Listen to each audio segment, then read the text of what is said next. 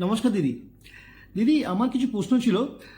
যে এই যে রাজ্যে যে ঘটনাটি চলছে, যেই নিন্দনীয় ঘটনাটি ঘটেছে, তাই নিয়ে যে সবাই সোচ্চার হয়েছে, সবাই মিছিল করছে, সবাই রাত দখল করছে, সবাই প্রতিবাদ করছে, সবাই জাস্টিস চাইছে, সবাই চাইছে দোষীর শাস্তি হোক। তো আপনি কি চান? নির্যাতিতার ফাঁসি হোক, নির্যাতিতার ফাঁসি হোক।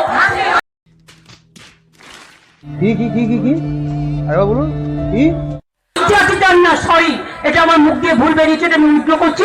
নির্যাতিতার মানে ধর্ষিতাদের ফাঁসি হোক।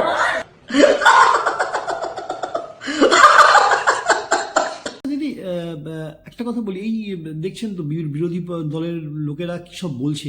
এই দেখুন রুদ্রনীল, এই মাসিমা কী সব বলছে, আপনি শুনেছেন তো? শোনেননি? আমি শোনাচ্ছি, শুনুন একবার। অপদার্থ মমতা বন্দ্যোপাধ্যায়, অপদার্থ মুখ্যমন্ত্রী, অপদার্থ স্বাস্থ্যমন্ত্রী। আমি কিন্তু অ্যাকশন নেবো, আমি বলে দিচ্ছি। नहीं अभी और सुनिए। এনসি মানে কি? টিতে টাকা, এমতে মারা আর সিতে কমিটি। টাকা মারা কমিটি। হ্যাঁ, তো এরা যা বলছে, এদেরকে আপনি কি বলবেন? এমন গুত্তনি দেবো না, ঝাড়ের গুঁতো খেয়েছেন, গুঁতো এমন গুঁতো দেব যে জীবনে আর এই সাবজেক্টটা নিয়ে আমার সাথে আলোচনা। যাক দিদি, এই বাজে কথা নিয়ে আলোচনা করে লাভ নেই। এখন তো কেস সুপ্রিম কোর্টের হাতে চলেই গেছে, তারা যা বিচার দেবে। তো আমি অন্য কথায় আসি, অন্য প্রসঙ্গে আসি।